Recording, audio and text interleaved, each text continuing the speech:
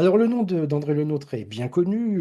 Tout le monde sait qu'il s'agit du jardinier du roi Louis XIV, donc qui vivait au XVIIe siècle. Il est né en 1613, il est mort en 1700. Et la réputation de Le Nôtre est très bien établie depuis le XVIIe siècle. Il est considéré comme peut-être pas l'inventeur du jardin régulier, du jardin à la française, mais certainement il en est le maître, très, très visiblement. Alors, cette réputation n'est pas simplement une réputation, elle n'est pas du tout imméritée. Nous verrons qu'il y a en effet quelque chose derrière cette affirmation, le nôtre, le jardinier de Louis XIV, mais que le personnage de le nôtre, pendant longtemps, n'a pas été très bien connu. Et ce sont les anniversaires de Le Nôtre qui ont permis à la connaissance de progresser. Il est mort en 1700, donc en 2000, c'était le troisième centenaire de sa mort, et il est né en 1613, donc en 2013, c'était le quatrième centenaire de sa naissance. Tout cela a suscité des travaux, tout cela a suscité une réflexion, des synthèses aussi, qui ont permis à l'idée que l'on se fait d'André Le Nôtre d'être un petit peu corrigée.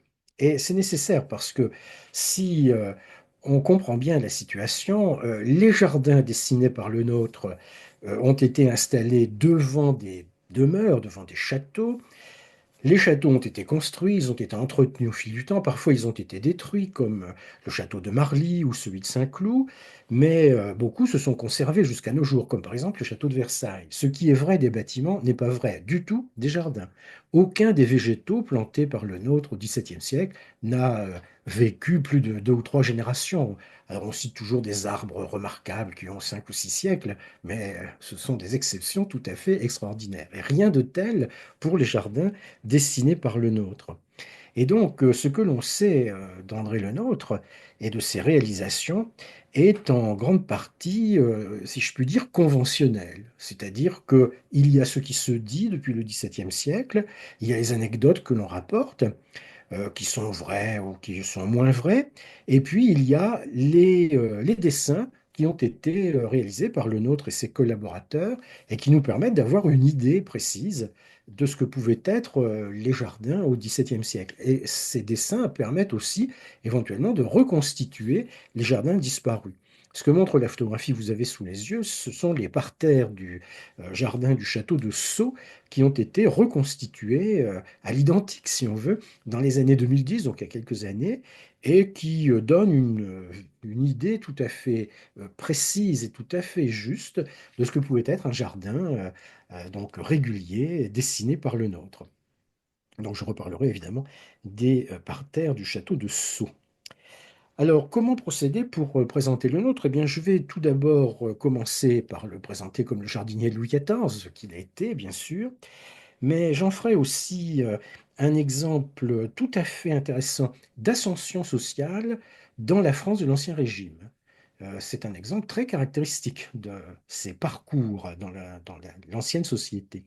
Et je terminerai en définissant les grandes caractéristiques du jardin régulier, du jardin à la française, auquel le nôtre a laissé, sinon son nom à proprement parler, mais auquel son souvenir est associé aujourd'hui. Alors le nôtre, donc, jardinier de Louis XIV et jardinier de toute façon. Et je vais commencer en proposant trois exemples de l'œuvre de Le Nôtre. Le premier exemple, par quoi on commence souvent la présentation de Le Nôtre, ce sont les jardins du château de Vaux-le-Vicomte.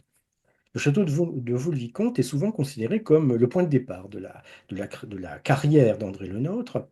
On peut reconnaître en effet à Le Nôtre l'idée maîtresse des jardins de Vaux-le-Vicomte, c'est-à-dire l'axe qui organise le jardin, l'axe autour duquel le jardin et le château s'organisent, un axe tout à fait majeur, et le château lui-même, donc, étant intégré dans l'organisation du jardin.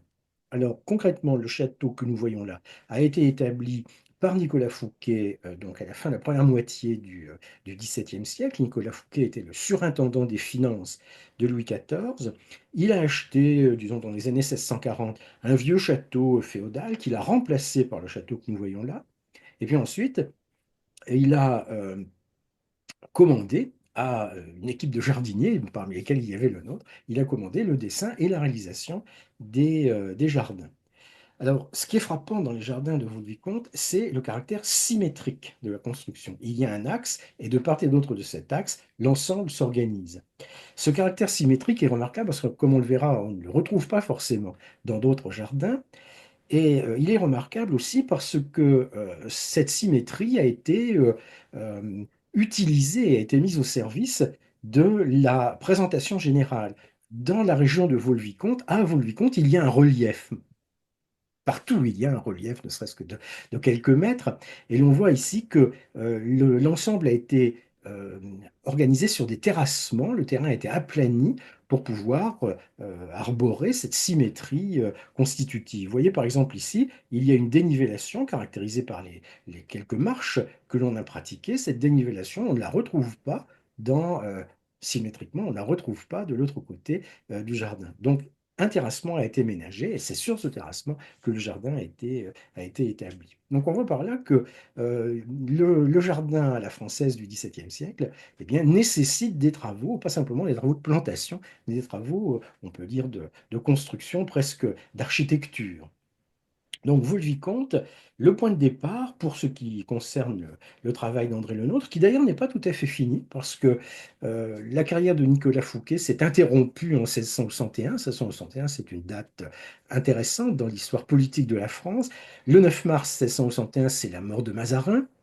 Le 10 mars 1661, c'est l'affirmation par Louis XIV qu'il gouvernera désormais sans ministre. Et quelques mois plus tard, en septembre, c'est la disgrâce et l'arrestation de Nicolas Fouquet. Donc les travaux s'arrêtent à ce moment-là, sans qu'ils ne soient véritablement achevés. C'est vrai du jardin, c'est encore plus vrai de la décoration intérieure et des peintures notamment que Lebrun avait commencé à préparer pour le château. Alors, vous, le vicomte, donc premier exemple. Deuxième exemple, le château de Chantilly et les jardins de Chantilly. On peut dire du domaine de Chantilly qu'il a été soigneusement travaillé par le nôtre. On peut penser que le nôtre a consacré à Chantilly le plus de temps, le plus d'énergie, le plus d'imagination qu'il lui était possible, plus de temps probablement à Chantilly qu'à Versailles. On verra pourquoi. Ce jardin de Chantilly, on voit comment il est organisé. Il n'y a pas d'axe organisant une symétrie, hein, on le voit. Il y a un parterre de part et d'autre de l'un des bras du canal, ce parterre qu'on appelle le grand parterre.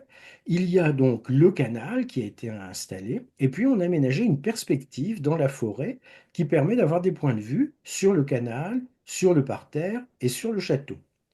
Donc le tout a été conçu, construit, pensé en grande partie par le nôtre. Mais cette photographie nous montre quand même bien deux choses très caractéristiques de Chantilly. On voit bien le parterre, c'est vrai, mais on voit surtout le fantôme du parterre. On voit le tracé général.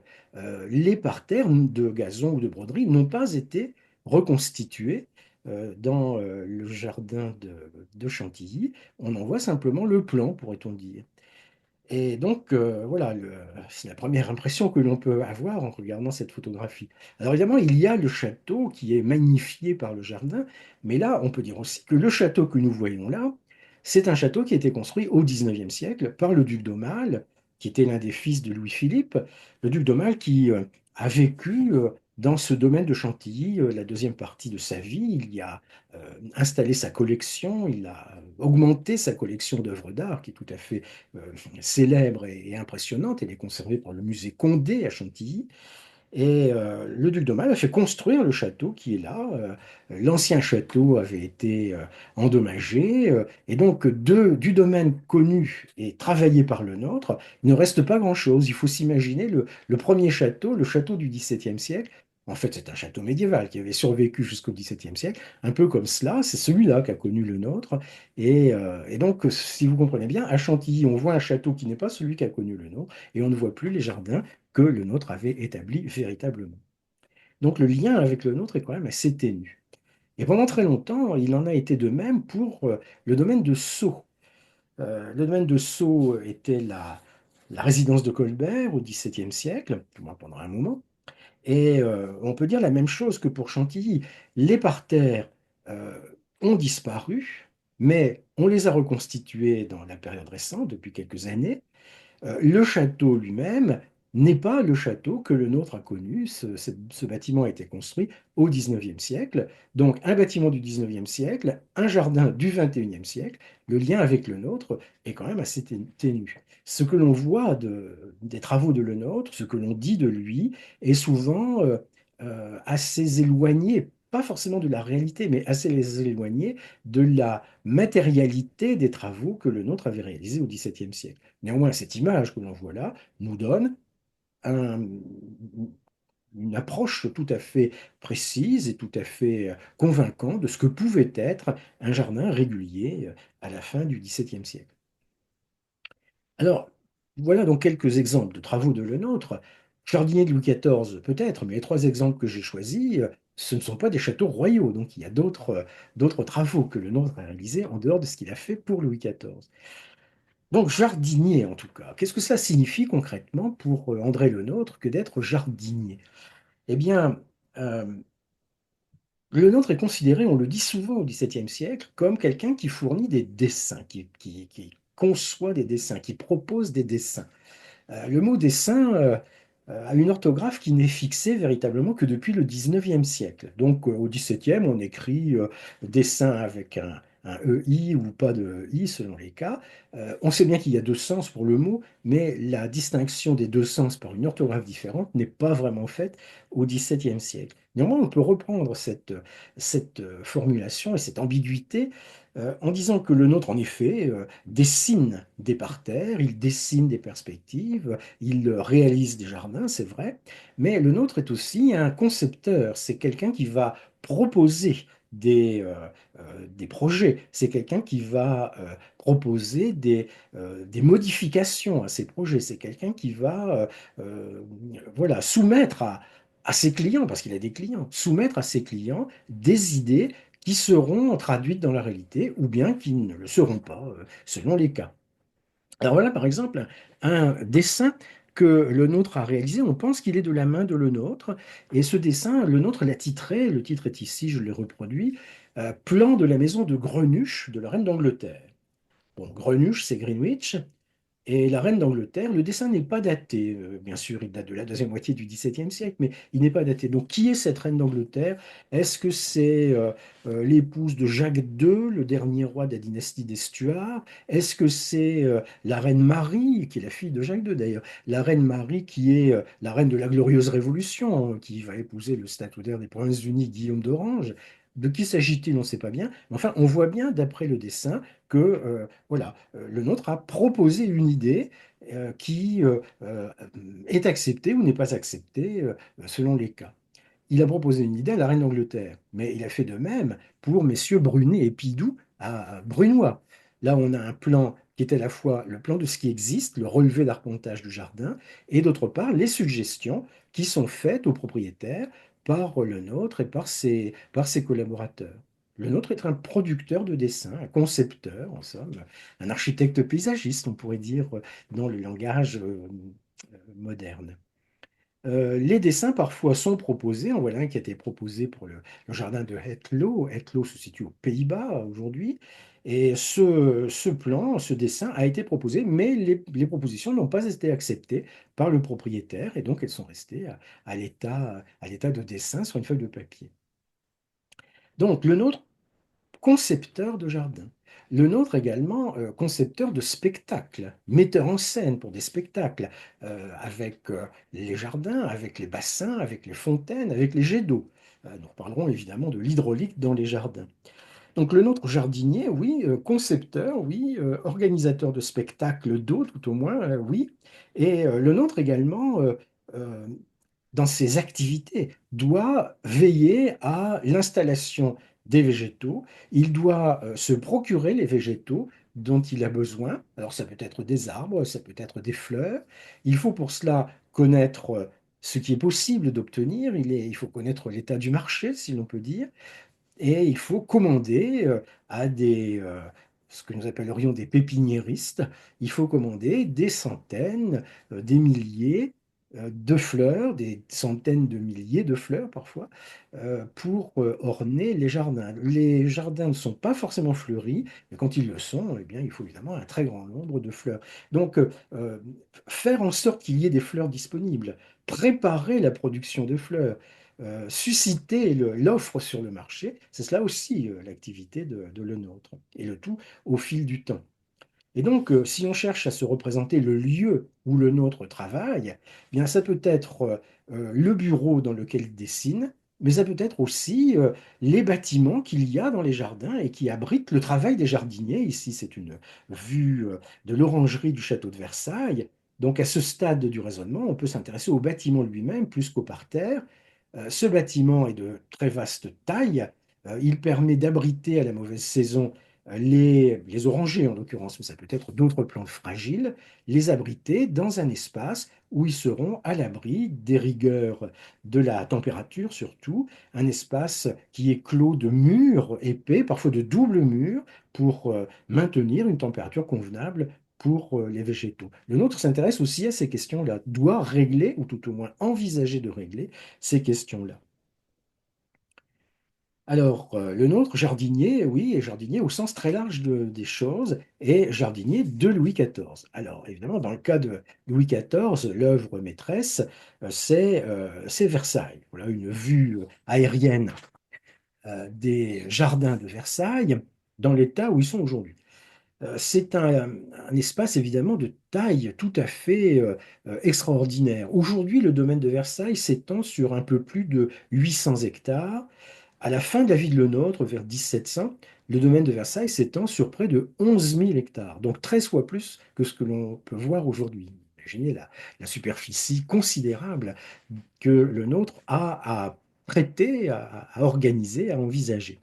Alors on voit ce que c'est que Versailles. C'est le château. Ici, le plan nous montre la situation au début du XVIIIe siècle, donc à la fin du règne de Louis XIV. C'est le château, donc ici. C'est la ville qui commence à s'organiser autour du château et autour des trois grandes avenues qui convergent vers le château. Et puis, c'est le jardin, c'est le grand canal, c'est l'ensemble du parc qui est évidemment extrêmement étendu. Alors, l'histoire de Versailles est une histoire à la fois bien connue est relativement complexe dans la mesure où il y a des étapes différentes. On peut distinguer trois étapes essentiellement. Il y a une étape, disons, dans la première moitié du XVIIe siècle, c'est le château de Versailles avant Louis XIV, on pourrait dire, le château de Versailles à l'époque de Louis XIII. C'est un tout petit château, c'est un château où Louis XIII ne réside pas. C'est un château où il vient de temps en temps. La légende nous dit que le roi vient souvent se divertir à la chasse, donc une sorte de relais de chasse en somme. Donc un tout petit château qui est réalisé à l'époque de Louis XVI, de Louis XIII, pardon. Et donc, lorsque Louis XIV arrive au pouvoir, c'est qu'il devient roi à l'âge de 5 ans, donc c'est pas en 1743 qu'il va envisager de modifier le domaine de Versailles, c'est plus tard, au début des années 1660, après la mort de Mazarin et après la disgrâce de Fouquet, il exerce le pouvoir, effectivement, sans ministre, dit-il, bon, il y a quelques ministres quand même, donc c'est à ce moment-là que la deuxième étape de l'histoire de Versailles commence. Versailles, au début du règne de Louis XIV, ce sont surtout les jardins. Les jardins qui vont servir de lieu, de théâtre pour les divertissements, pour les plaisirs du roi et de la cour. On y donne des fêtes régulièrement, on y donne des fêtes parfois somptueuses, comme celle qui est représentée par cette gravure de Sylvestre. C'est la mise en scène de la comédie-ballet de Molière et de Lully, La princesse d'Élide. Donc on voit que la représentation est donnée dans le jardin, que la végétation sert de cadre pour euh, l'installation du public, que la végétation sert aussi de cadre pour le décor et que au fond du décor, eh bien, nous avons le château. Donc voilà comment il faut se représenter Versailles, disons dans les années 1660-1670.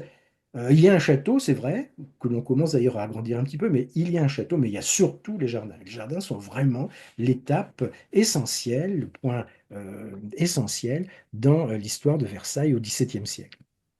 Et puis, les choses changent à la fin des années 1670, enfin, elles changent, disons, elles évoluent à la fin des années 1670, lorsque, en 1678, 1679, eh bien, Louis XIV annonce son intention de faire de Versailles non pas simplement le lieu des plaisirs de temps en temps, mais faire de Versailles le lieu de résidence du roi. La résidence officielle, la résidence royale, la résidence de la cour, par conséquent, autour du roi.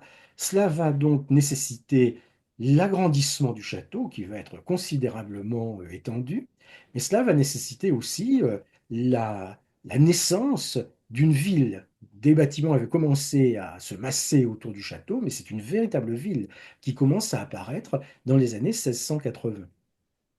Et donc, la résidence de Louis XIV à Versailles provoque une transformation complète des bâtiments. Ici, on a la peinture date de 1668. On se demande si elle est vraiment réaliste. On a ici le petit château de Louis XIII qui a été conservé dans ce qu'on appelle la cour de marbre. Et puis, on a commencé à construire quelques bâtiments supplémentaires, quelques ailes. On a esquissé la place d'Armes. On voit s'esquisser les grandes avenues qui convergent vers la place d'Armes, 1668. Par la suite, évidemment, le château va être considérablement agrandi avec les deux grandes ailes du nord et du midi qui vont être établies donc à la fin du XVIIe siècle. Si le château est complètement transformé, les jardins, eux, sont déjà organisés. Les jardins sont déjà euh, non pas esquissés, mais déjà en grande partie réalisés. On va pouvoir modifier éventuellement, remplacer certains bosquets par d'autres, modifier l'organisation générale, mais les grandes lignes, les grandes perspectives sont déjà établies et sont déjà tout à fait visibles. Elles seront encore plus visibles, évidemment, ensuite. Voilà une vue de ce qu'on appelle à Versailles la grande perspective.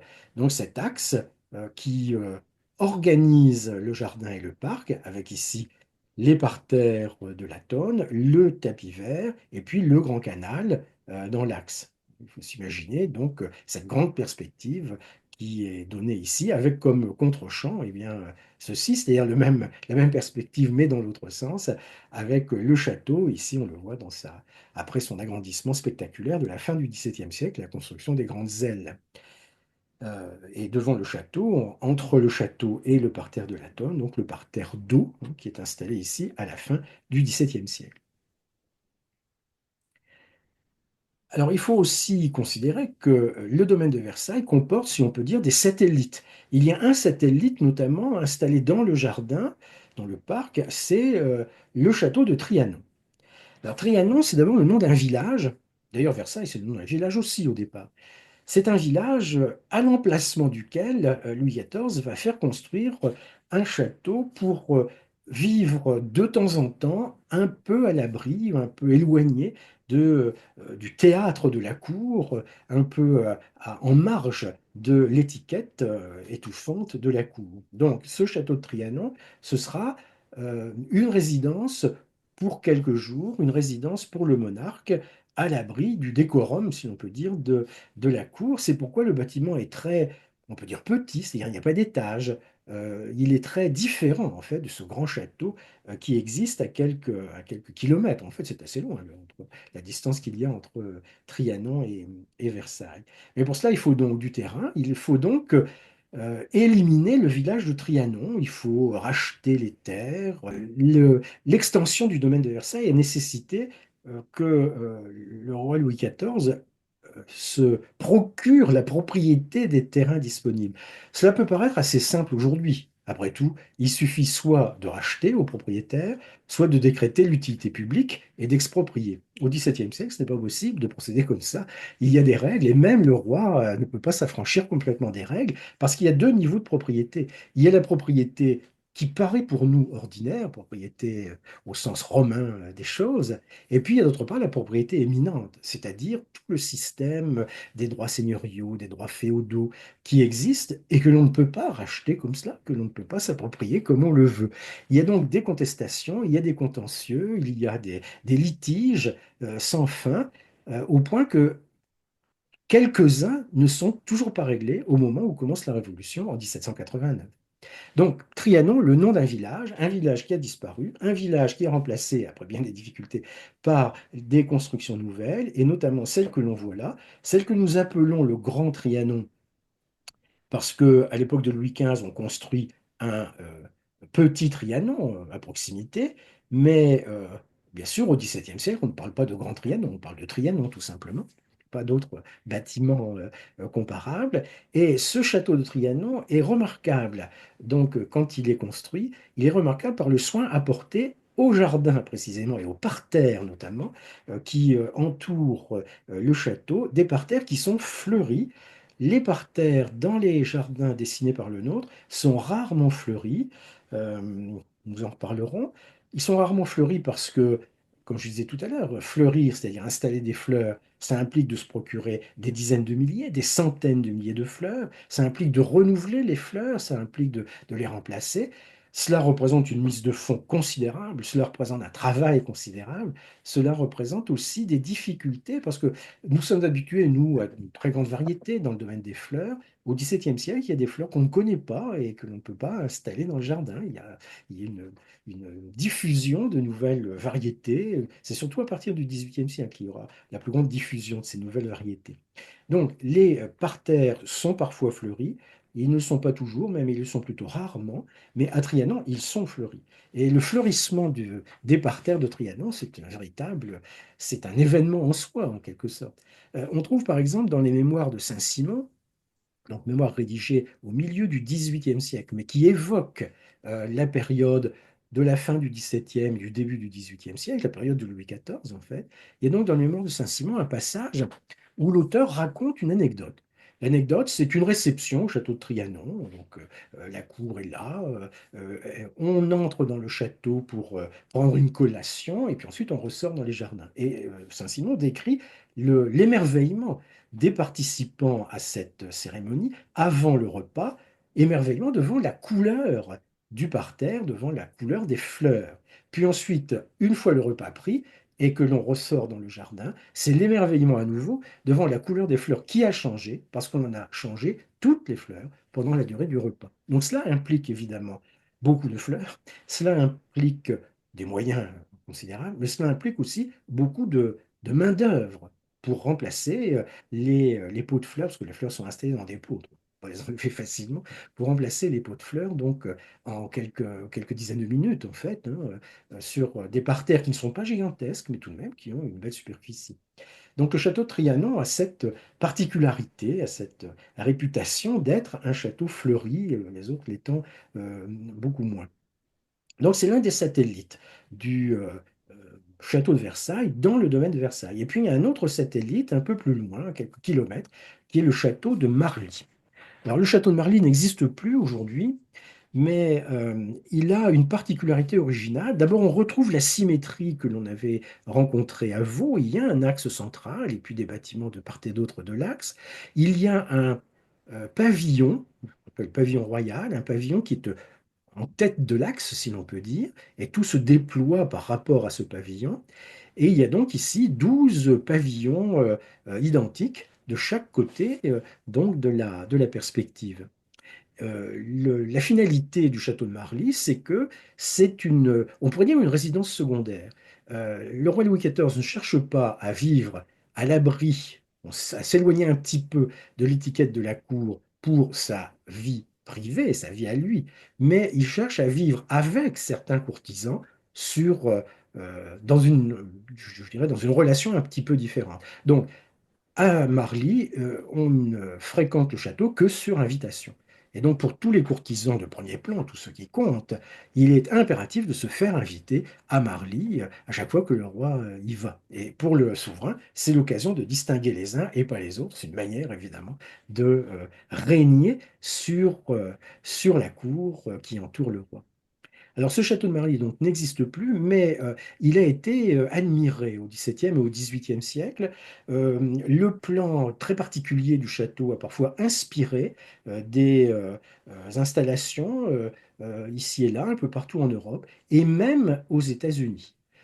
En effet, si vous prenez le plan de la ville de Washington, qui est donc installé à la fin du XVIIIe siècle, le plan de Washington est procuré par un architecte qui s'appelle Pierre L'Enfant. Pierre L'Enfant était né à Paris et il a vécu à Versailles. Il a étudié les plans du jardin de Versailles, il a étudié les plans du jardin de Marly. Et quand on regarde le plan de Washington, ce que l'on appelle à Washington the National Mall, on voit une très grande esplanade avec en tête de cette esplanade ici le bâtiment du Capitole, qui est construit au milieu du XIXe siècle, et à l'autre extrémité, le mémorial de Lincoln, qui est construit au début du XXe siècle, et puis toute une série de bâtiments qui ne sont pas aussi identiques que ceux qu'on voit sur cette peinture de Martin Lejeune, mais toute une série de bâtiments de part et d'autre du National Mall. Dans l'esprit de l'enfant, cette zone est directement inspirée par le château de Marly. Alors, il faut préciser quand même que l'enfant procure le plan sur le papier de Washington, mais que la ville n'est véritablement établie, en respectant le plan initial, en gros, elle n'est véritablement établie que à partir du milieu du XIXe siècle et au début du XXe siècle. Longtemps, dans la première moitié du XIXe siècle, Washington, et c'est la réputation que cette bourgade a à l'époque,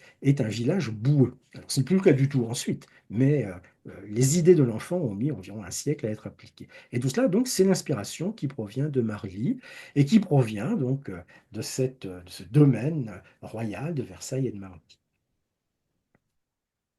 Alors, qu'est-ce que l'on peut bien faire dans ces jardins quand on est le roi Louis XIV? Euh, je vais m'appuyer sur cette peinture d'Étienne Algrin qui peut nous donner quelques idées. D'abord, il y a une première remarque qu'on peut faire, c'est qu'il ne faut pas sous-estimer le goût du monarque et de sa famille pour la promenade dans les jardins, tout simplement. Le goût pour la promenade dans des jardins réguliers, dans des jardins ordonnés, le goût pour les plantes, pour les fleurs, pour les taupières, ces petits arbres ici qui sont taillés et qui sont organisés pour pousser de manière un petit peu étrange. Tout cela plaît beaucoup, en effet, à Louis XIV. Il a le goût des jardins, clairement. Et puis, et donc les courtisans ont aussi le goût des jardins, de ce fait. Et puis d'autre part, clairement aussi, on le voit bien sur cette peinture, le jardin, c'est un espace rêvé pour mettre en scène le faste royal, pour mettre en scène le souverain, pour mettre en scène la monarchie, pour mettre en scène l'État, au fond. L'État est en représentation dans le château, le roi est en représentation aussi dans les jardins. Et donc, ces jardins doivent être conçus, doivent être compris par nous, mais ont été conçus à l'époque comme le prolongement naturel du château.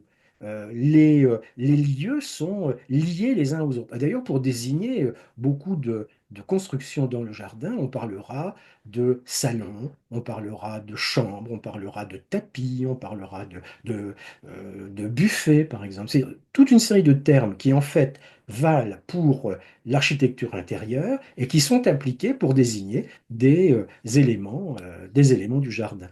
Les jardins du XVIIe siècle, ce sont des jardins, au fond, construits, ce sont des jardins d'architectes. Et cette manière de voir les choses permet de comparer avec les jardins qui seront à la mode au XVIIIe siècle, ce qu'on appelle les jardins à l'anglaise, qui sont évidemment très différents de ces jardins-là.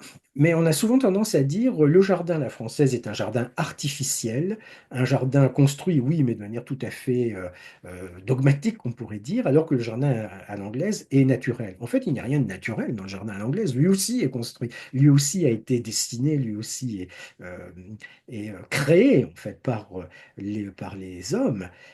Simplement, le jardin à l'anglaise est plus un jardin de peintre. C'est un jardin qui va plus facilement répondre à une sorte d'esthétique romantique, alors que le jardin à la française du XVIIe siècle est beaucoup plus nettement un jardin d'architecte.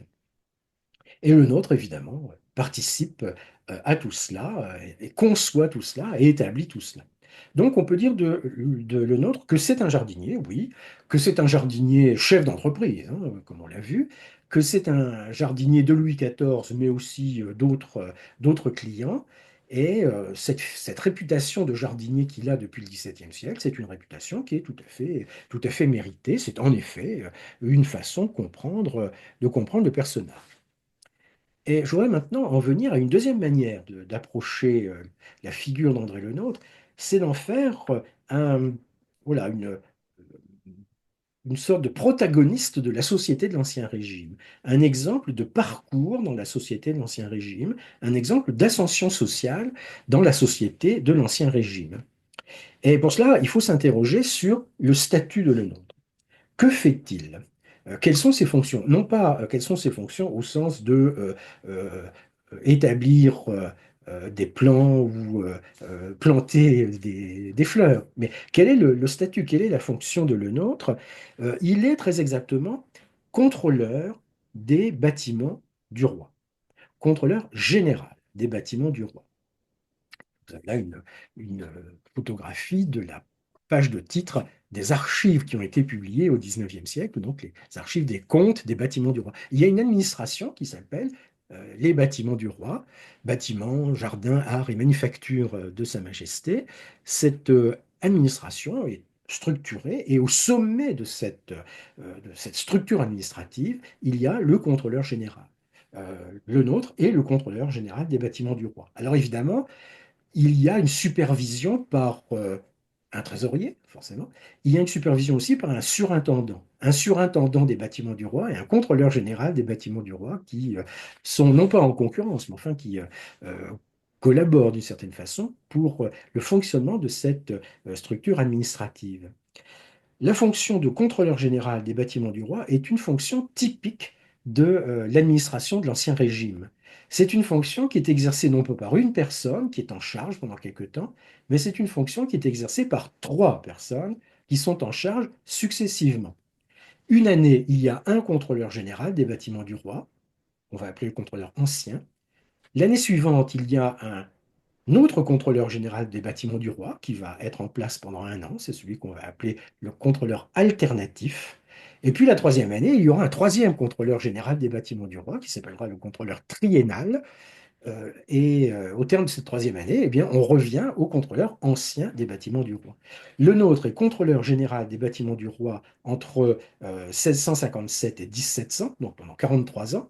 C'est un record hein, dans l'administration de l'Ancien Régime, mais il est contrôleur des bâtiments du roi pendant 43 ans, mais une année sur trois. Une année sur trois.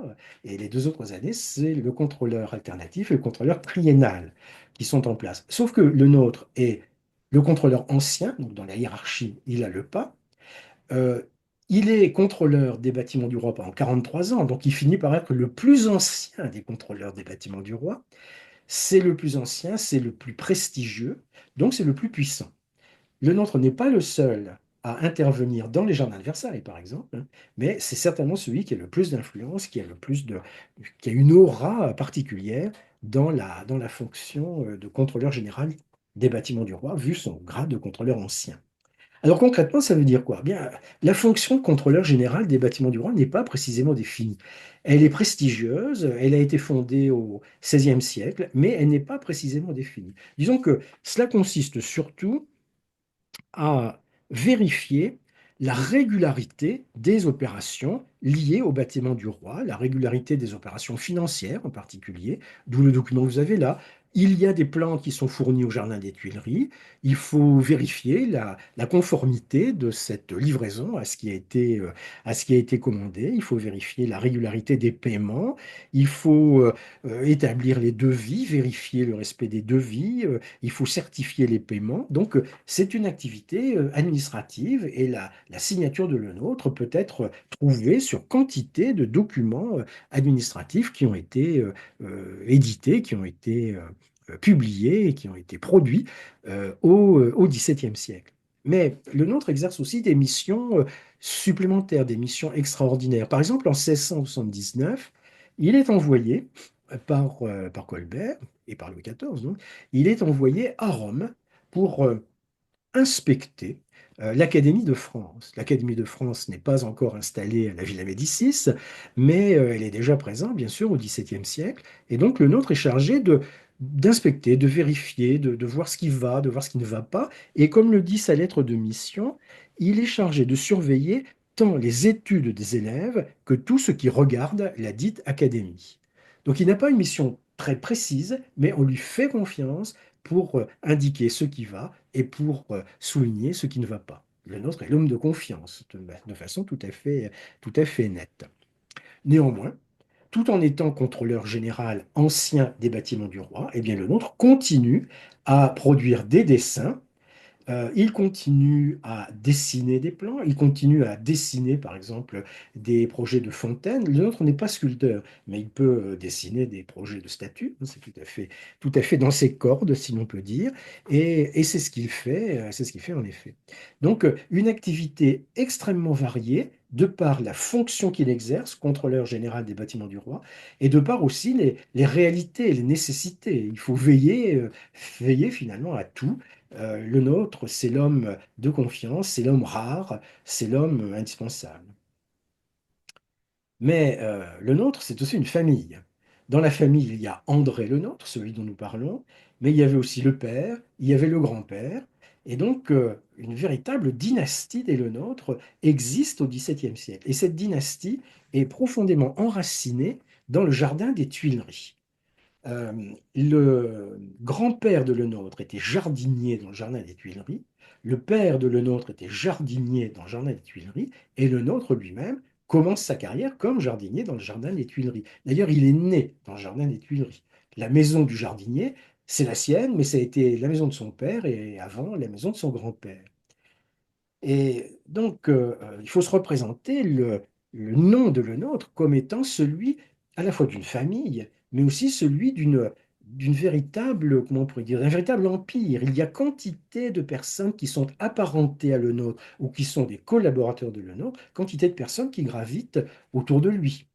Prenons un exemple. Voilà par exemple un portrait de Claude Mollet. J'expliquerai tout à l'heure que Claude Mollet est l'un des théoriciens du jardin au XVIIe siècle. Et ce portrait figure dans le traité de jardinage qu'il a publié. Claude Mollet est donc le jardinier, le premier jardinier d'Henri IV et de Louis XIII, donc dans les années 1600, 1610 et 120. Mais Claude Mollet a été l'élève du grand-père de Lenôtre, il est le collaborateur du père de Lenôtre, et Claude Mollet est le grand-père d'un collaborateur de Lenôtre à la fin du XVIIe siècle. Vous voyez des relations très très étroites, très très intimes, à la fois professionnelles et familiales, entre les jardiniers qui œuvrent aux Tuileries, qui œuvrent à Vaux-le-Vicomte, qui œuvrent à Versailles aussi. Voilà par exemple un plan. Alors, c'est le plan de Turgot du XVIIIe siècle qui ne s'applique pas bien en fait à la réalité du XVIIe, mais néanmoins, on peut pointer sur ce plan l'endroit où vivent quelques-uns des parents et des collaborateurs de Lenôtre. On a par exemple ici, c'est numéro 5, la maison de Lenôtre, que je pointais sur le plan des Tuileries tout à l'heure. Lorsque le plan de Turgot est réalisé au milieu du XVIIIe siècle, cette maison n'existe plus, mais enfin, elle a existé au XVIIe en tout cas. Et de toute façon, le nôtre a une maison rue Saint-Honoré, ici. Et puis, on voit ici, dans la cour du Louvre, la maison de Charles Mollet. Charles Mollet est le petit-fils de Claude, Claude qui était l'élève du grand-père d'André Le Nôtre. Oui, l'enchevêtrement des liens et des lieux de résidence. On peut mentionner aussi, par exemple, numéro 3 ici, la maison de Claude Dégaut, rue Saint-Vincent. Claude Dégaut est le neveu de Le Nôtre. Il collabore avec Le Nôtre et en 1700, Claude Dégaut est le successeur de Le Nôtre. Donc une véritable euh, entreprise familiale, dynastique même presque, qui existe et sur laquelle on peut compter pour concevoir les dessins, pour concevoir les plans des jardins lorsqu'il s'agit d'établir des jardins. Et cette entreprise, eh bien, par ses différentes connexions, peut se procurer les milliers de fleurs qui sont nécessaires pour fleurir les parterres de Trianon ou agir sur tel ou tel domaine nécessaire à l'organisation des jardins.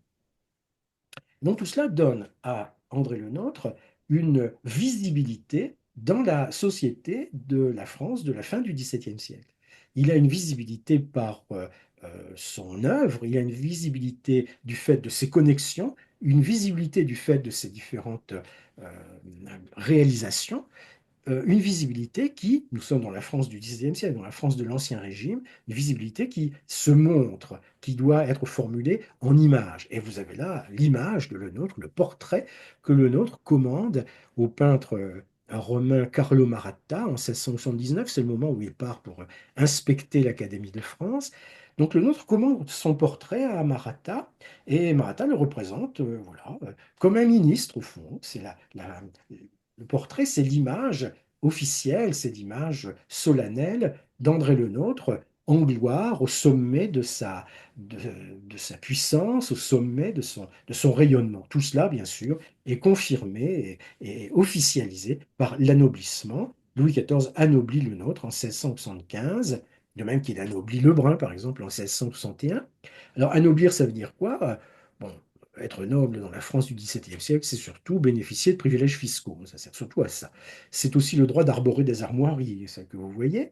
Mais c'est la garantie, c'est la preuve, c'est le symbole de la reconnaissance du roi, de la reconnaissance de l'État, de la reconnaissance officielle. C'est donc la confirmation, la vérification de la position dans la hiérarchie sociale que l'on a pu ainsi acquérir. L'anoblissement de Le Nôtre, c'est l'aboutissement d'une stratégie familiale qui avait commencé en fait avec le grand-père à la fin du XVIe siècle. Euh, on peut comparer, bien sûr, comparaison n'est pas raison, mais on peut comparer avec d'autres stratégies familiales, comme par exemple la stratégie de la famille Colbert ou la stratégie de la famille Letellier-Louvois, qui, au même moment, réussit à triompher également, pas dans le domaine des jardins, mais qui réussit à triompher aussi. Alors, revenons sur la clientèle de Le Nôtre. J'ai employé le mot de client. En effet, on obtient des clients en se faisant connaître. Les clients ont voilà, des idées, des requêtes, des demandes précises. On propose aux clients des dessins. Si ces dessins sont acceptés, alors on passe à la réalisation. Qui sont les clients de Le Nôtre? Ben, évidemment, la famille royale. Il y a le roi, oui, mais il y a la famille royale. Et cette famille royale, c'est par exemple le frère du roi, le duc d'Orléans. Alors, dans la France d'Ancien Régime, au XVIIe siècle, certaines des personnes de la famille royale portent un titre qui n'est pas seulement un titre honorifique, c'est un titre qui est véritablement utilisé pour les désigner. Le frère du roi est monsieur. Donc, quand on parle de monsieur, pas de problème pour identifier le personnage, c'est le frère du roi, pas de problème, sauf que il y a un roi dans la première moitié du XVIIe siècle qui est Louis XIII. Louis XIII a un frère, le duc d'Orléans, Gaston, duc d'Orléans, qui est donc monsieur. Et puis il y a un autre roi dans la deuxième moitié du XVIIe siècle qui est Louis XIV. Et Louis XIV a lui aussi un frère, Philippe, duc d'Orléans, qui est lui aussi monsieur.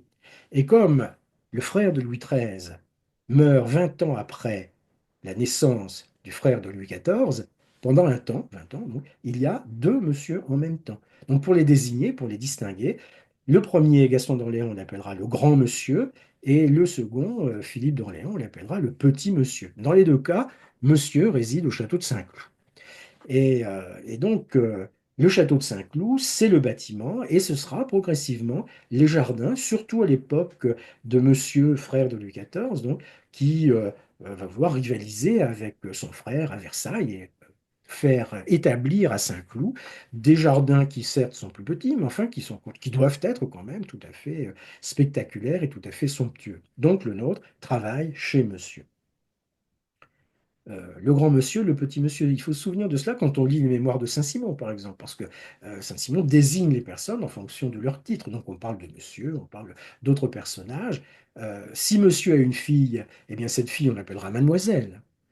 Gaston d'Orléans, le grand monsieur, a une fille qu'on appelle donc la grande mademoiselle. La grande mademoiselle est la cousine germaine de Louis XIV. Alors il y a monsieur, mais il y a aussi monsieur le prince. Et monsieur le prince de Condé, c'est le propriétaire du château de Chantilly. Donc le nôtre travaille chez monsieur le prince. Alors j'ai dit tout à l'heure que le nôtre travaille à Chantilly, il consacre beaucoup de temps à la conception des jardins de Chantilly, à la réalisation des jardins de Chantilly, pour produire quelque chose d'original, quelque chose de nouveau. Vous voyez par exemple le château installé quasiment sur une île, en fait, hein, pas artificielle, mais une île quand même. Et le nôtre consacre beaucoup de temps au jardin de Chantilly aussi parce que Monsieur le Prince a parfois des difficultés de trésorerie et donc les paiements sont un peu lents et on a conservé beaucoup de documents, de lettres adressées au prince de Condé. Alors le prince de Condé, pendant un moment, c'est le général, le vainqueur de la bataille de Rocroi en 1643, hein, un héros national. comprenez que pour un jardinier, c'est assez difficile d'envoyer un huissier au prince de Condé. Donc, il faut amener Monsieur le Prince à payer ce qu'il doit sans le froisser. C'est pas facile, hein. Et donc, le nôtre déploie beaucoup d'énergie pour arriver à ses fins et pour se faire payer ses factures. Alors, il y a donc les travaux chez Monsieur et chez Monsieur le Prince. Et puis, il y a aussi dans la clientèle, il y a des gens qui gravitent autour du roi, qui sont des familiers du roi, enfin des gens en connexion avec le roi. Je prendrai deux exemples. Colbert. Colbert à Sceaux, qui est donc installé. Colbert a acheté le château de Sceaux, pas celui qu'on voit, donc, mais le précédent, et il fait aménager les jardins. On parle nôtre. Colbert meurt en 1683 et Colbert était un homme prudent. Colbert a compris que si Nicolas Fouquet était disgracié, eh bien c'est en partie parce que Fouquet avait été imprudent en construisant les jardins de Vaux-le-Vicomte plus beaux que ceux de Louis XIV à l'époque. Cela a mécontenté le souverain. Et donc Colbert va être prudent. Les jardins, en fait, sont bien dessinés par le nôtre, ça c'est vrai, mais ils sont surtout développés après la mort de Colbert en 1683. Ils sont surtout développés à l'époque du fils de Colbert, donc le marquis de Seignelay, qui est lui aussi ministre, mais enfin qui n'a pas la position éminente de, de Jean-Baptiste Colbert. Et donc ces jardins ont été reconstitués, comme je l'ai dit tout à l'heure. Donc à Sceaux, chez Colbert. Ou bien alors à Juvisy, chez Antoine Rossignol. Antoine Rossignol est beaucoup moins connu que Colbert, évidemment. C'est le directeur du cabinet noir. Et le cabinet noir, c'est l'institution, si l'on peut dire, qui veille au chiffrement de la correspondance diplomatique. Antoine Rossignol invente des codes pour que les correspondances diplomatiques restent secrètes et qu'on ne puisse pas percer à jour le secret de la correspondance. Et Rossignol est extrêmement réputé pour son habileté à concevoir des codes, à ouvrir des portes, si l'on peut dire, au point qu'on a donné son nom à un système, vous savez, qui permet d'ouvrir discrètement les serrures les plus perfectionnées, un Rossignol. Rossignol, c'est lui. Et donc, Rossignol est installé à Juvisy. Les jardins de Juvisy ont été dessinés par le nôtre. Et le peintre ici représente même la cavalcade qui accompagne Louis XIV venant visiter son directeur du cabinet noir. Alors, autre exemple de familiers de Louis XIV.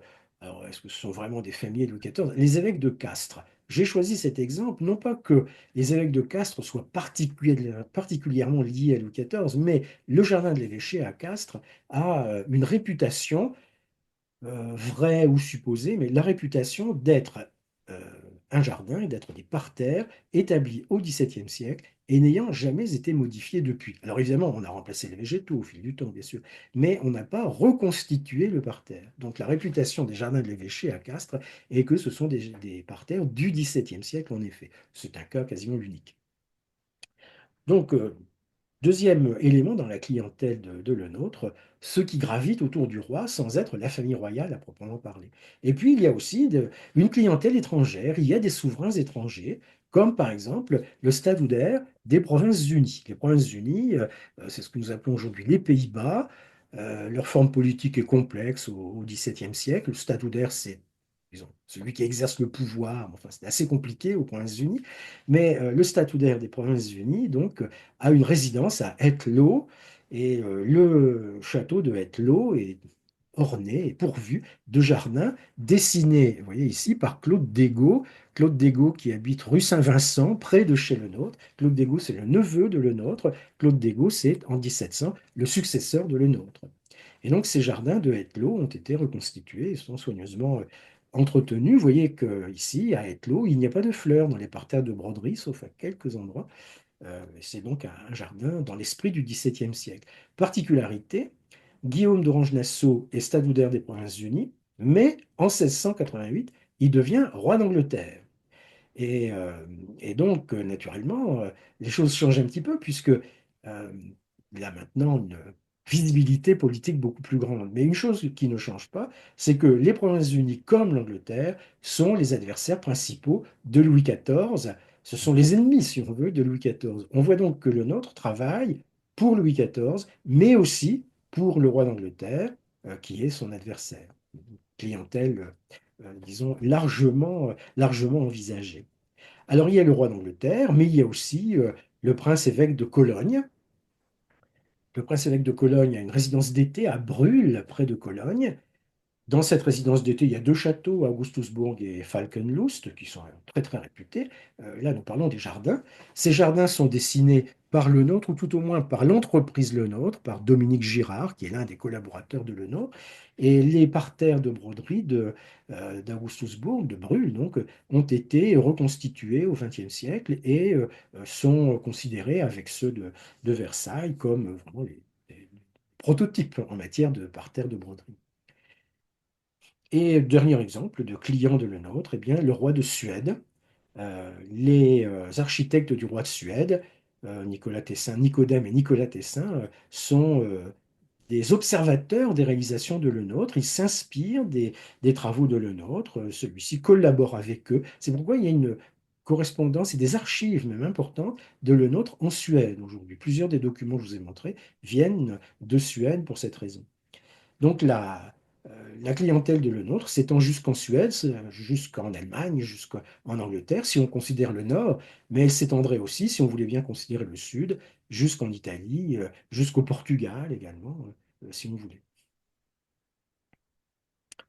Alors, nous voilà arrivés donc maintenant à une réflexion sur ce que sont les jardins.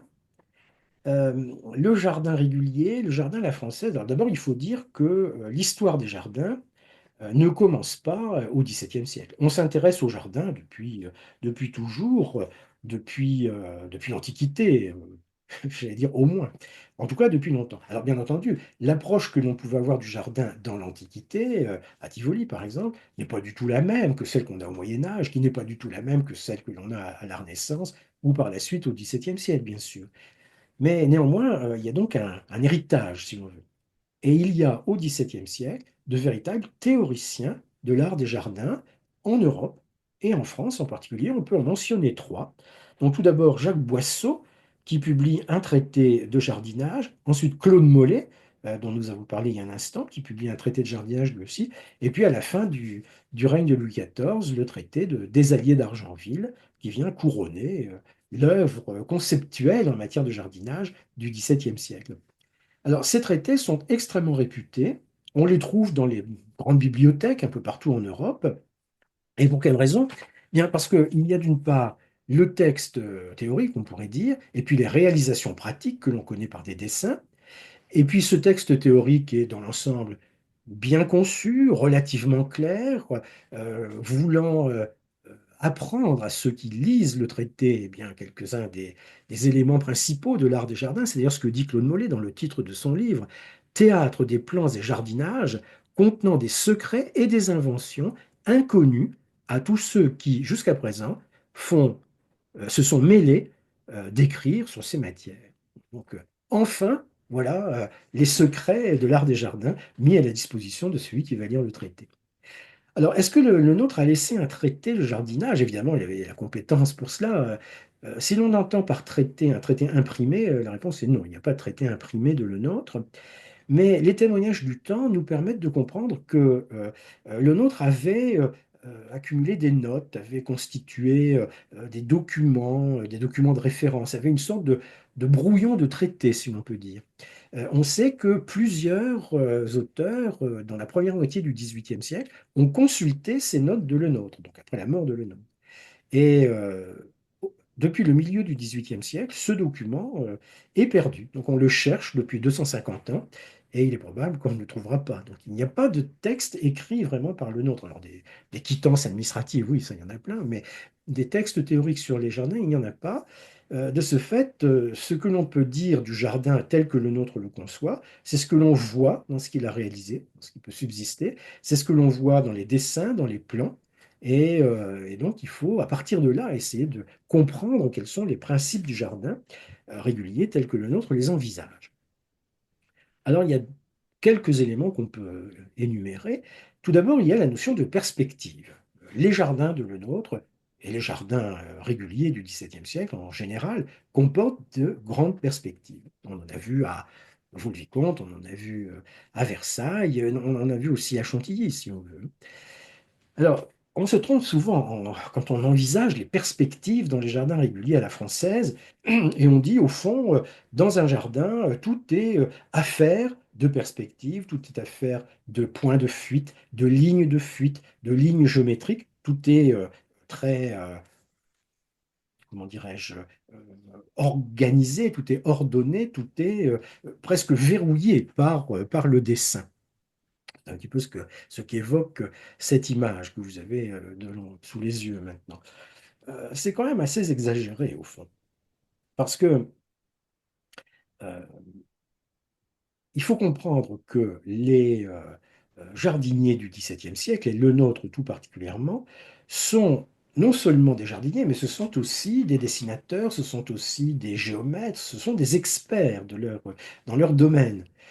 Ils savent que naturellement, les lignes de fuite existent, ils savent qu'il y a des effets de fuite, ils savent que si l'on veut que le grand canal de Versailles, quand on le considère de loin, apparaisse comme fondamentalement un rectangle régulier, alors il convient que dans la réalité, il ne soit pas un rectangle régulier. Bon, il faut que la perspective soit corrigée pour que l'on puisse reconstituer dans l'œil, en quelque sorte, quelque chose qui soit régulier. Donc la perspective qu'il y a dans les jardins de Lenôtre, c'est une perspective corrigée, ce n'est pas une perspective optique. Et cette perspective corrigée, on peut en prendre quelques mesures en regardant les plans. Voilà par exemple un plan qui a été réalisé par un spécialiste récemment donc, sur cette question. On a pris ici le château de Versailles, les jardins, le parterre d'eau, le parterre de la Tonne, et puis la perspective sur le Grand Canal. Donc l'auteur a dessiné deux triangles plutôt, dont l'un a un sommet dans la cour du château et l'autre un sommet sur le bassin de la Tonne. Et on voit que ces deux triangles eh bien, donnent des lignes qui déterminent la forme, la taille, la disposition des bassins, le bassin d'Apollon et les bassins qui constituent le Grand Canal sur le bras donc est et sur le bras ouest. Tout cela est effectivement conçu en fonction de ces lignes de perspective. Et donc on voit bien que pour que le bassin, donc à l'extrémité la plus éloignée du Grand Canal, l'extrémité ouest, pour que ce bassin paraisse identique à celui qui est à l'extrémité est, alors il faut qu'il ne soit pas identique. Donc la perspective a été corrigée pour tenir compte des effets de fuite.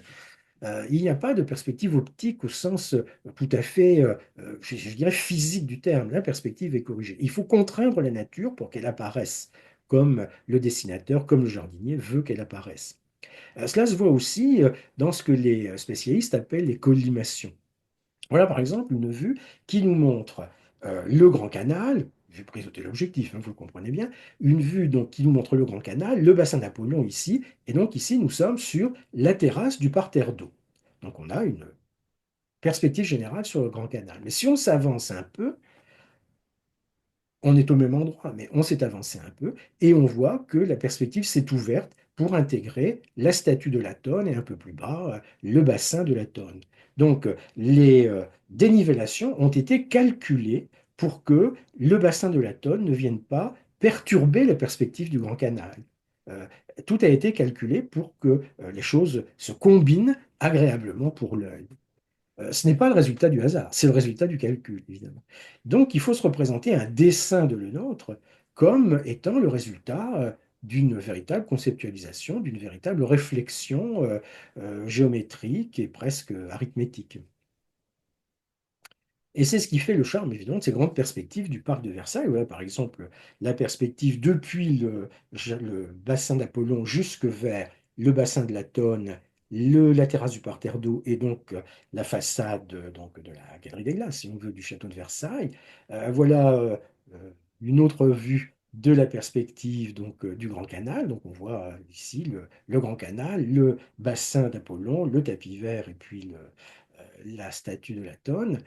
Évidemment, tout cela est conçu sur le papier d'abord et transposé dans la réalité ensuite. Alors, une autre perspective, c'est la perspective du bras perpendiculaire du Grand Canal, ici le bras nord du Grand Canal. Quand on regarde cette perspective, alors on arrive sur le château de Trianon. Donc, ce qui caractérise les jardins tels que le nôtre les conçoit, c'est l'existence de ces grandes perspectives. On a vu que dans le jardin de Chantilly, il ménage une perspective pour offrir des points de vue sur le canal, sur le grand parterre, sur le château.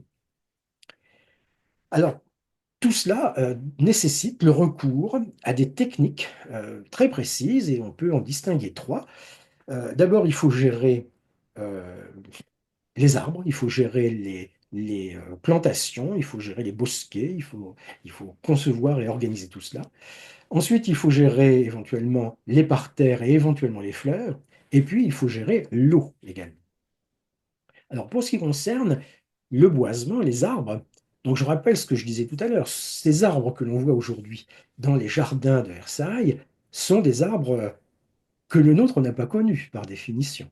Ils ont tous été remplacés depuis le XVIIe siècle et même ils ont tous été remplacés plusieurs fois depuis le XVIIe siècle. Ces arbres sont choisis pour leur apparence, bien sûr, mais ils sont choisis aussi pour leurs caractéristiques. Si on veut ménager des charmilles, si on veut ménager des bordures, bien, on ne va pas utiliser des érables, on utilisera des buis s'il s'agit de buis, ou des charmes s'il s'agit de ménager des charmilles. Donc on va choisir les espèces végétales en fonction de l'usage qu'on veut en faire. On va disposer ces espèces végétales de façon aménagée, à organiser ce que l'on veut faire aussi. Donc ici, vous avez une palissade, c'est le terme qui est employé au XVIIe siècle pour désigner cela, et là, des arbres qui sont à l'intérieur des palissades, qui constituent le bosquet. Les essences végétales ne sont pas les mêmes, et d'autre part, la conduite des arbres n'est pas la même non plus. Ici, on a affaire à des arbres qui sont régulièrement taillés, soigneusement taillés, et cela pousse, disons, plus librement. Ces arbres, on ne va pas les planter dans le jardin. Je veux dire, on ne va pas les planter tout jeunes dans le jardin en attendant qu'ils grandissent. Il faut des années pour qu'un arbre grandisse. On va planter des arbres adultes, ou en tout cas déjà bien développés. Il va falloir se procurer ces arbres. On va les prendre dans les forêts dans un premier temps, dans les forêts des environs, et puis dans les forêts plus éloignées, jusqu'en Artois parfois. On va apporter ces arbres qui ont été déracinés et on va les replanter dans les jardins de Versailles ou dans les jardins de Marly. À Marly, on a changé des arbres plusieurs fois, euh, pendant la période. Euh, Replanter un arbre adulte, c'est très difficile. D'abord, l'arbre est extrêmement lourd, d'une part, et d'autre part, c'est très difficile parce que l'arbre, parfois, meurt. Il y a un déchet considérable dans les plantations qui sont réalisées, et donc cela complique considérablement le travail. En outre, le XVIIe siècle est une période froide. Il y a une anomalie climatique depuis la fin du Moyen Âge jusqu'au début du XVIIIe siècle, que l'on a appelé le petit âge glaciaire. Et donc, il y a là vraiment des températures basses, des gels parfois très importants. L'hiver de 1709 est resté célèbre pour cela. Et cela, évidemment, complique la conduite de la végétation. Et c'est en fonction de ces considérations, en fonction de ces considérations, donc, qu'il faut euh, juger, qu'il faut évaluer les réalisations qui ont été faites au XVIIe siècle et celles que les successeurs de le nôtre ont réalisées dans les périodes suivantes jusqu'au début du XXIe siècle. Il faut tenir compte de la longévité inégale des espèces végétales. Il faut tenir compte aussi, on a vu ça en 1999, il faut tenir compte aussi des tempêtes qui parfois viennent ravager les forêts. Tout cela est complexe et tout cela doit être géré au mieux. En dehors de ces arbres qui ont été plantés, il y a aussi l'utilisation ornementale des arbres. Donc on a vu la palissade tout à l'heure, et il faut aussi repérer les taupières, c'est-à-dire ces arbustes qui sont taillés soit en forme conique, comme ce que l'on voit là, soit des arbustes à qui on va donner une forme particulière, une forme un peu étrange parfois, et ces arbustes vont décorer les parterres, vont être utilisés dans la composition des parterres. Tout cela, évidemment, demande un savoir-faire, demande une imagination aussi qui est très, très importante. Alors donc, il y a les bosquets, la question des arbres. Et puis, il y a les parterres et la question des fleurs. En matière de parterre, on peut distinguer deux catégories, ce qu'on appelle le parterre de broderie, c'est ce qu'on voit ici. Donc, première catégorie, le parterre de broderie. La deuxième catégorie, c'est le parterre de gazon. Alors, le parterre de broderie se caractérise par dessins qui sont réalisés, des dessins géométriques matérialisés par des petites bordures en buis taillé. Des buis taillés qui sont disposés afin de ménager, afin d'organiser des dessins. Et on va disposer aussi des graviers de couleurs. Alors ici, ce sont des graviers blancs, mais ça peut être des graviers d'une autre couleur qui apporteront une touche de couleur pour ces dessins géométriques. Et il peut ne pas y avoir de fleurs du tout. Parfois, il y a des plates-bandes de fleurs, comme ceux que l'on voit ici, plates-bandes de fleurs, ou éventuellement des fleurs à l'intérieur des broderies, mais il peut aussi ne pas y avoir de fleurs du tout.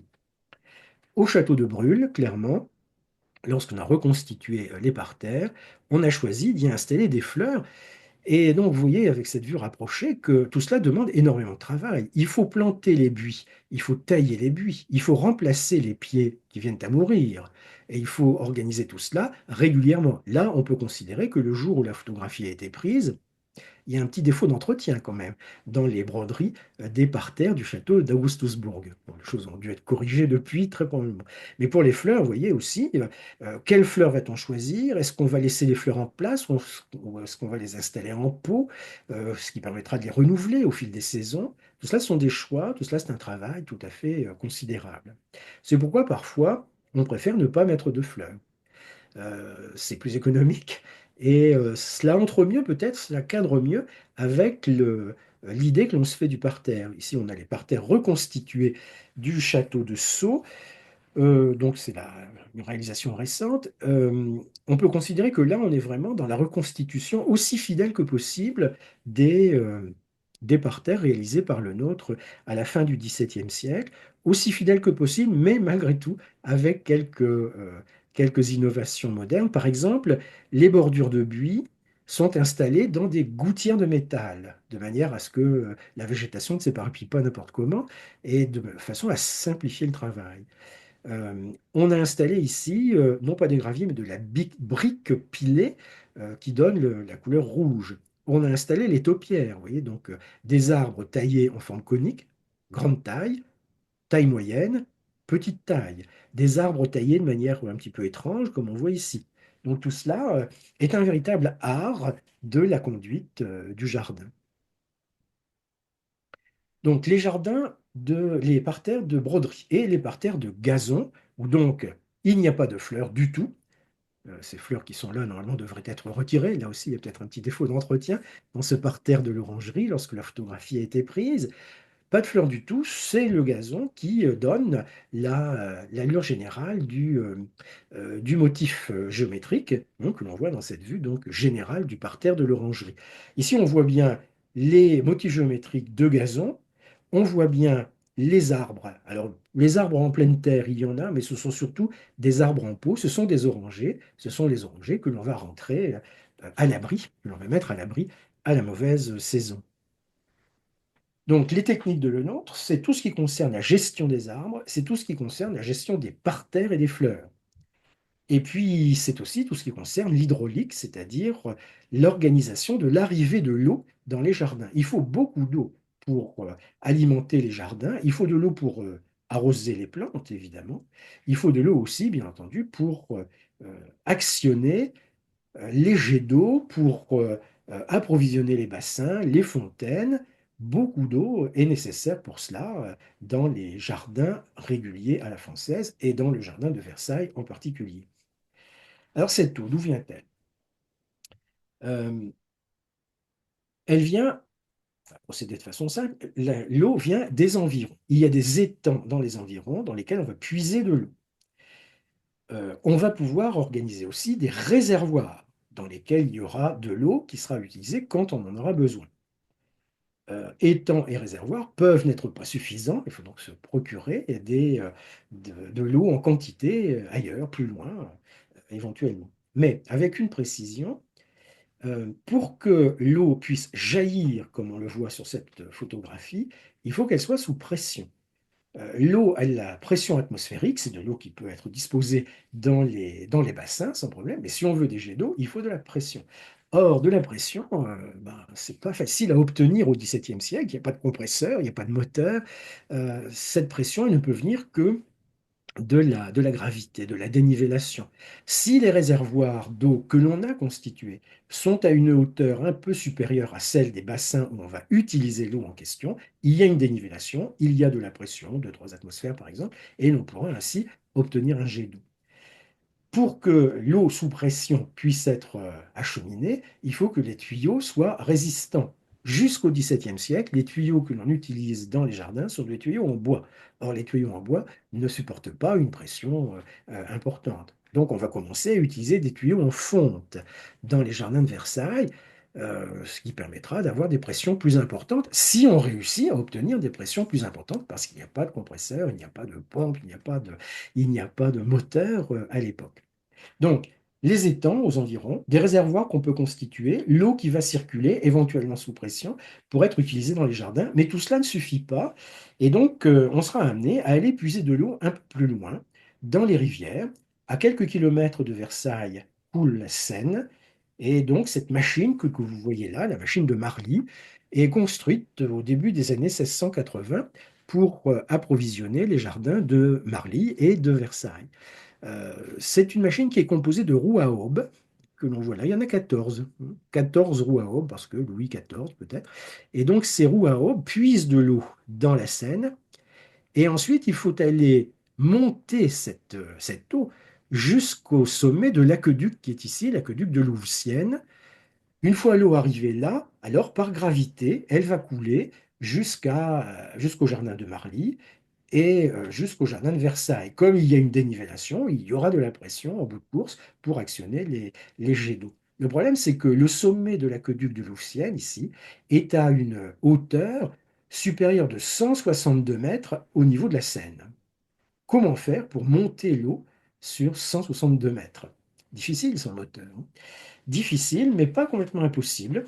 Les concepteurs de la machine de Marly ont eu l'idée de procéder en trois temps. On organise ici, là on est à peu près à 50 mètres d'altitude au-dessus du niveau de la Seine, un réservoir intermédiaire, là un deuxième réservoir intermédiaire, à peu près 100 mètres d'altitude, et puis là le sommet de l'aqueduc de Louvciennes. Et donc le mouvement des roues à aubes va être transmis. Les roues à aubes puisent de l'eau, mais leur mouvement va être transmis par un système de tringlerie, par un système de pistons, va être transmis donc ce mouvement à ces pistons qui vont hisser l'eau jusqu'au premier réservoir, et puis on va recommencer jusqu'au deuxième réservoir, puis jusqu'au sommet de l'aqueduc. Cette machine est considérée comme le chef-d'œuvre du XVIIe siècle, ce qu'elle n'est pas en fait, parce que des roues à aubes, il y en a dans l'Antiquité, des vis d'Archimède, il y en a dans l'Antiquité, des pistons, il y en a aussi au Moyen Âge au moins. Et donc, ce qui est remarquable dans la machine de Marly, ce n'est pas ça, les dispositifs techniques, ça, ils sont tout à fait courants, tout à fait connus. Ce qui est remarquable, c'est la taille. L'énorme machine de Marly est remarquable par sa taille. Ce qui est remarquable aussi, disent les contemporains, c'est le bruit. C'est une machine qui fonctionne jour et nuit et qui produit un bruit effrayant. C'est une machine qui fonctionne jour et nuit parce qu'on a besoin d'eau en permanence, peut-être pas pour les jets d'eau dans les jardins, mais de l'eau à Versailles. Lorsque la machine est construite, elle fonctionne à partir de 1685. Lorsque la machine est construite, il y a la ville de Versailles qui a commencé à exister. Il y a des milliers d'habitants déjà et des milliers de consommateurs d'eau par conséquent qu'il faut approvisionner. Tout cela est complexe, tout cela est bruyant donc. Le rendement de la machine est faible. En plus, il diminue au XVIIIe siècle.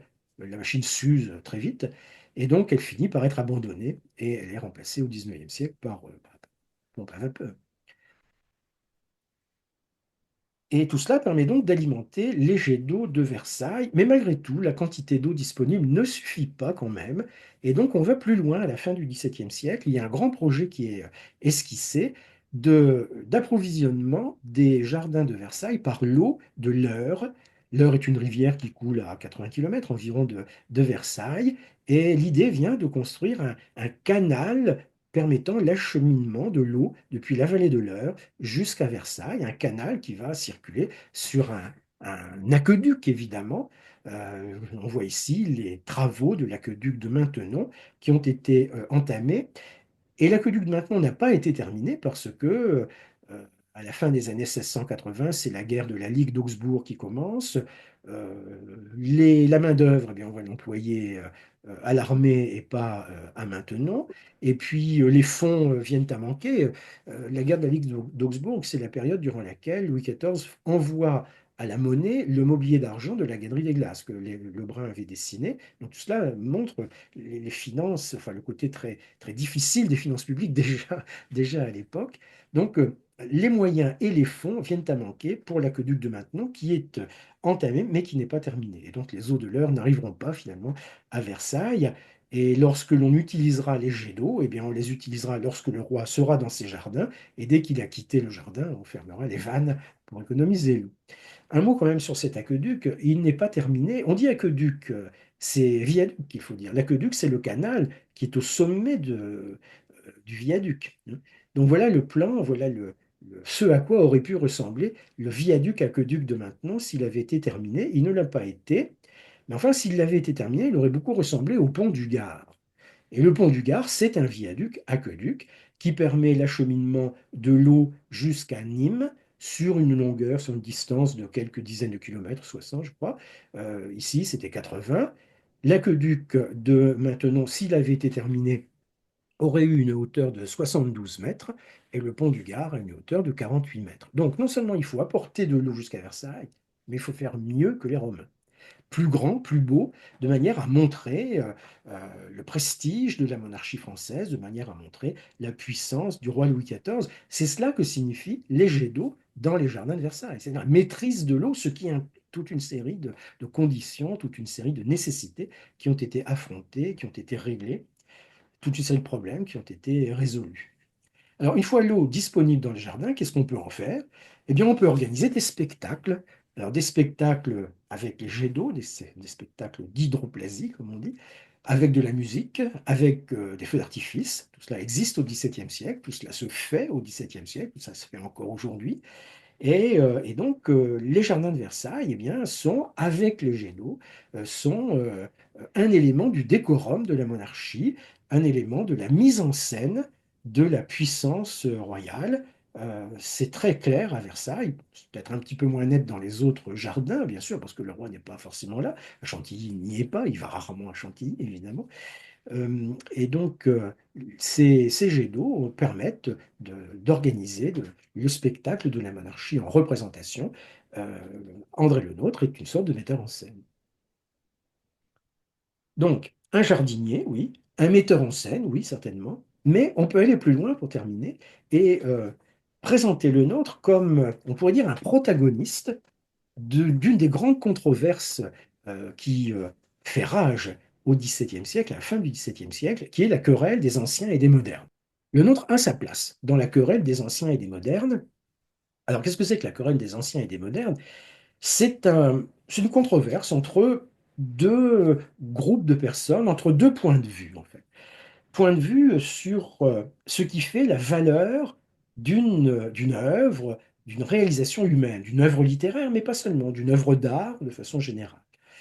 Et au fond, cette controverse est définie par Charles Perrault dans ce parallèle des anciens et des modernes en ce qui regarde les arts et les sciences.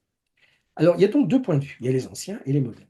Les anciens sont rassemblés, disons, autour de Boileau, et le point de vue est le suivant. Ce qui fait la valeur d'une œuvre littéraire par exemple, c'est le regard que l'on porte sur elle. Et c'est le regard que l'on porte sur elle au fil du temps. Si Homère et Virgile sont appréciés, c'est parce qu'ils sont appréciés depuis des siècles. Et donc, puisqu'ils sont appréciés depuis des siècles, ils seront appréciés encore pendant des siècles. Ça n'empêche pas de reconnaître la valeur des œuvres nouvelles. Boileau sait très bien que Corneille, Racine, Molière sont admirés au XVIIe siècle, mais seront admirés dans l'avenir. Ça, il le sait parfaitement. Et donc, néanmoins, il faut tenir compte du regard des générations antérieures, des siècles antérieurs, pour évaluer, pour mesurer la valeur d'une œuvre. Euh, Boileau le dit et Racine le dit aussi. Dans la préface à ses tragédies, Racine dit souvent qu'il s'est inspiré des poètes de l'Antiquité, qu'il a repris le travail qui avait été fait, qu'il a corrigé un certain nombre de choses, le caractère des personnages par exemple, mais que, dit-il fondamentalement, il continue le travail qui avait été entamé autrefois. C'est un ancien. Et face à cela, il y a les modernes autour de Charles Perrault, justement, des modernes qui expliquent, qui estiment que le temps passé, ben, c'est le temps passé, les siècles passés sont des siècles passés, et donc il y a désormais le siècle de Louis le Grand, il y a le siècle de Louis XIV qui surpasse tous les autres. Et donc les œuvres réalisées durant le siècle de Louis XIV surpassent toutes celles qui ont été réalisées auparavant. Que par conséquent, Homère et Virgile sont certes appréciés depuis longtemps, mais que ce ne sera pas le cas, ce ne sera plus le cas dans l'avenir. Ils vont être remplacés par les œuvres nouvelles qui ont été élaborées au XVIIe siècle par des gens comme Philippe Quinault, comme Jean Chapelain, ou alors comme Charles Perrault lui-même. Perrault était convaincu que son texte, par exemple Saint-Paulin, évêque de Nol, serait admiré dans les siècles futurs et serait donc l'une des références pour la culture française. Alors, qui l'a emporté parmi les anciens et les modernes? Au XVIIe siècle, on peut avoir l'impression que ce sont les modernes qui l'emportent. Mais le temps passant, on voit bien que la postérité donne raison à Boileau, c'est-à-dire que, évidemment, Racine, Corneille, Molière sont appréciés. Perrault n'était pas du tout hostile à ce point de vue, mais Homère et Virgile le sont encore. Alors que Jean Chapelain, Philippe Quinault ou Claude Perrault, l'auteur de Saint-Paulin, évêque de Nol, sont, disons, oubliés. Alors de Perrault aussi, il reste quand même les contes de ma mère Loire, Le Chaperon rouge, La Belle au bois dormant, Le Petit Poucet, mais Perrault ne faisait pas de cette production-là, qu'il a réalisée pourtant, il n'en faisait pas son principal titre de gloire. Et dira-t-on, mais quel rapport avec le nôtre? Quel rapport avec les jardins? Eh bien, Perrault cite nommément le nôtre comme un personnage contestable, une œuvre critiquable, lui qui contraint la nature avec sa perspective corrigée, lui qui déforme la nature dans ses jardins, alors que pour les modernes, il faut au contraire respecter les mécanismes de la nature. Donc, le nôtre, par ses compositions, par ses perspectives géométriques corrigées, par ses réalisations, par ses anamorphoses, par ses collimations, le nôtre apparaît comme l'un des protagonistes de la querelle des anciens et des modernes. Et c'est une sorte de prolongement inattendu de ce personnage qu'on qualifie souvent de jardinier de Louis XIV, ce qu'il était effectivement, mais il n'était pas que cela. Alors, je voudrais terminer en revenant sur la question de l'image de Le Nôtre, l'image vraiment au sens strict de Le Nôtre. C'est une image qui est beaucoup mieux connue maintenant depuis les travaux que les spécialistes ont réalisés ces 2 ou 3 dernières décennies, depuis les anniversaires du quatrième centenaire de la naissance et du troisième centenaire de la mort de Le Nôtre. Tous ces travaux qui avaient permis des publications, qui avaient permis des synthèses, qui avaient permis l'organisation d'une exposition au château de Versailles en 2013, hein, Le Nôtre en perspective.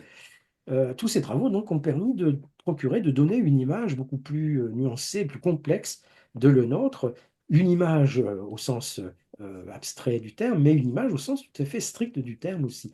Revenons sur le portrait de Le Nôtre par Carlo Maratta. Donc, lorsque Le Nôtre est en Italie, et lorsqu'il est à Rome en 1679, il commande au peintre Carlo Maratta son portrait. Carlo Maratta est en 1679 le grand portraitiste romain. Le grand portraitiste qu'il y a à Rome, c'est un peintre célèbre, c'est un peintre apprécié qui travaille beaucoup, qui produit beaucoup d'images. Et donc le nôtre commande son portrait au principal portraitiste de son temps. Maratta accepte la commande. Il met quelque temps à la réaliser, donc le nôtre est rentré en France lorsque le tableau lui parvient, 1680, pense-t-on. Et que voit-on? On voit un le nôtre habillé de manière tout à fait digne, tout à fait noble et sobre. Il porte un vêtement de satin noir, il porte des manchettes de dentelle, un col de dentelle, il a un rouleau de papier à la main pour montrer la sonalité de la fonction. Il y a une colonne derrière lui qui indique la fermeté de l'homme. Il y a des jardins derrière lui qui indiquent son domaine de compétence. Le nôtre est représenté comme un ministre, il est représenté en gloire, en quelque sorte. Et le nôtre va utiliser ce tableau, cette image créée par Maratta, pour diffuser son image, pour en quelque sorte faire circuler son image, une image officielle de Le Nôtre publiée par Le Nôtre lui-même. Dans la société d'Ancien Régime, qui est une société d'honneur et de prestige, l'image que l'on montre, l'image que l'on diffuse, c'est un élément important du prestige social, c'est un élément important du statut social. Donc le nôtre va faire graver son portrait, c'est-à-dire qu'il va s'adresser à des dessinateurs et à des graveurs pour pouvoir multiplier les images, multiplier les portraits, diffuser les portraits. Et il y a par exemple la gravure procurée par Antoine Masson sur le tableau de Maratha que l'on voit ici. Et il va s'adresser aussi à un autre dessinateur, John Smith, qui travaille pour lui également à partir du tableau de Maratha. Donc si on compare ces trois images, on dira, bon, la physionomie de Le Nôtre, c'est la même. La ressemblance n'est peut-être pas absolument parfaite, mais que savons-nous de la ressemblance, évidemment. Mais Le Nôtre avait, d'après les descriptions que l'on en a, avait un visage un petit peu anguleux, comme on le voit ici. Euh, Ce qui est original, c'est la disposition du bras. On voit ici que sur le tableau de Maratha, le bras, c'est le bras gauche de Le Nôtre, laisse apparaître le collier de l'ordre de Saint-Lazare, donc un ordre honorifique qui distingue le personnage. Sur le portrait de Masson que l'on voit là, le bras a été déplacé pour masquer la décoration, on la devine à peine. Et sur le tableau enfin l'image de John Smith, le bras a été déplacé à nouveau pour faire apparaître la décoration. Sauf que ce n'est pas la même. En effet, Louis XIV, dans les années 1680, procède à une réforme des ordres honorifiques. Il va regrouper des ordres honorifiques pour en marquer le caractère solennel. Il y aura l'ordre par excellence qui est l'ordre du Saint-Esprit, et il y aura ce qu'on pourrait appeler l'ordre du mérite. L'ordre du mérite, c'est ce que nous appelons, nous, l'ordre du mérite, c'est l'ordre de Saint-Michel. Donc, l'ordre de Saint-Lazare est supprimé et remplacé par l'ordre de Saint-Michel. Lorsque le nôtre est portraituré par Maratha, il a l'ordre de Saint-Lazare. Mais quelque temps après, il arborera l'ordre de Saint-Michel. Et la gravure de Masson montre la période intermédiaire. La décision de Louis XIV n'est pas encore complètement officielle, pas encore complètement appliquée. Et donc le dessinateur a prudemment déplacé le bras pour masquer la décoration. Ici, le bras est déplacé à nouveau. On voit la croix de l'ordre de Saint-Michel. D'ailleurs, c'est écrit dans la légende, hein. André Le Nôtre, chevalier de l'ordre de Saint-Michel, conseiller du roi, contrôleur général ancien des bâtiments de Sa Majesté. Donc, l'image de Le Nôtre en gloire qui peut circuler largement et qui couronne, au fond, le parcours social d'André Le Nôtre. Ce n'est pas simplement un document publicitaire pour l'atelier d'architecte paysagiste Le Nôtre et associé, hein. C'est véritablement je dirais, le couronnement de l'itinéraire de Le Nôtre dans la société d'Ancien Régime. L'image de Le Nôtre, c'est ça.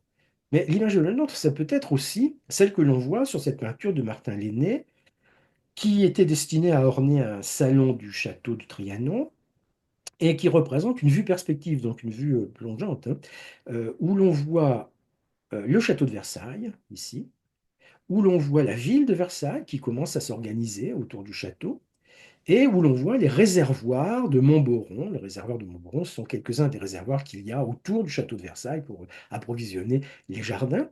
Et le peintre a représenté Louis XIV se promenant dans les réservoirs de Montboron, venant inspecter en quelque sorte la construction de ces réservoirs. Donc Louis XIV est entouré des principaux personnages de sa cour. Il est entouré de ses courtisans. Il y a le ministre, on est en 1690, le ministre c'est Louvois, Colbert est mort en 1683. Il y a donc le ministre, il y a le roi évidemment, et il y a ici un personnage au visage très anguleux, c'est le nôtre. Le nôtre qui apparaît donc parmi les courtisans, qui apparaît dans l'entourage de Louis XIV. Alors, est-ce que le nôtre est véritablement un courtisan? Est-ce qu'il est vraiment dans l'entourage de Louis XIV? Il faut dire que les rencontres entre le nôtre et Louis XIV, que l'on voit là, ces rencontres sont très rares. Il y a des exemples qui sont attestés, on a des descriptions de rencontres entre le nôtre et Louis XIV. Il y a au moins deux rencontres attestées, décrites par les contemporains. Mais en général, le nôtre ne rencontre pas Louis XIV. On ne croise pas le roi au détour d'un parterre dans les jardins de Versailles, évidemment. Et si l'on accompagne le roi dans sa promenade, c'est qu'on fait partie de l'entourage du roi, que l'on est des courtisans. Le nôtre n'est pas un courtisan comme les autres. Le nôtre n'est pas un courtisan comme les autres, c'est-à-dire qu'il ne flatte pas le roi, même s'il le met en scène dans ses jardins.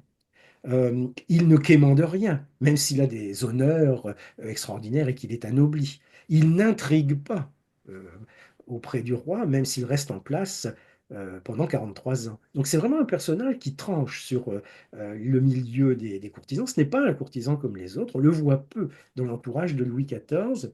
D'autre part, les descriptions du temps sont unanimes pour montrer le nôtre comme un homme discret, un homme modeste, un homme honnête et un homme très respectable, très apprécié en particulier du roi Louis XIV. Et donc, pourquoi? Les jardins, bien sûr. Mais pourquoi aussi, il y a un élément qu'on peut mentionner. Il y a un point commun entre le nôtre, Colbert, Lebrun, Mazarin, c'est qu'ils ont à peu près, qui sont nés à peu près au même moment que Louis XIII, le père de Louis XIV. Louis XIII était né en 1601, Mazarin en 1602, le nôtre en 1613, Colbert et Lebrun en 1619. Or, Louis XIV est devenu roi, c'est-à-dire orphelin, en 1643, donc à l'âge de 5 ans. Louis XIV est un personnage qui n'a pas de parentèle, qui n'a pas de famille. Bon, il a un frère, mais c'est évidemment très, très particulier. Et le nôtre peut jouer, peut incarner cette, cette image-là, c'est-à-dire aux yeux de Louis XIV, cet homme honnête et respecté, eh bien, apparaît comme un personnage rassurant, un profil rassurant. C'est tout ce qui explique un petit peu les liens qui peuvent exister entre le roi et son jardinier. Et puis, il y a une autre raison, un autre argument qu'on peut invoquer, c'est que tout comme Louis XIV, le nôtre est un collectionneur d'œuvres d'art. Il collectionne les céramiques, il collectionne les statues, il collectionne les médailles, il collectionne les peintures. Il a dans sa collection de peintures une dizaine de toiles de Nicolas Poussin et en particulier celle-là, une toile qui date de 1653. 1653, c'est une époque où le nôtre commence à peine à travailler à Vaux-le-Vicomte. C'est vraiment le début de sa carrière. Et cette toile, d'après ce que l'on sait, il l'a commandée au peintre. Le peintre qui est déjà un peintre extrêmement réputé. Donc le fait que celui qui n'est encore vraiment qu'un jardinier commande un tableau à un peintre réputé, ça en dit long sur l'attitude de Lenôtre et sur les goûts de Lenôtre. Donc Lenôtre a une collection d'œuvres d'art qui est réputée, je ne dirais pas qu'elle est célèbre, mais enfin elle est réputée. C'est une collection qui n'hésite pas à montrer à qui peut être intéressé, ce n'est quand même pas une collection publique, hein. Enfin, il n'hésite pas à la montrer. On sait qu'il a une collection d'œuvres d'art. Et à sa mort, le nôtre lègue à Louis XIV une partie de sa collection, des statues et des tableaux, une dizaine de tableaux, 21 tableaux exactement, et notamment celui-là, ce tableau donc de Poussin, Jésus et la femme adultère. Donc cela vient couronner, cela vient compléter la figure de le nôtre, qui certes est un jardinier, qui oui a été le jardinier de Louis XIV, mais qui était évidemment beaucoup plus que cela, c'était un producteur d'images, un producteur de dessins, un metteur en scène des cérémonies, un metteur en scène de la monarchie absolue, de la monarchie de Louis XIV, clairement.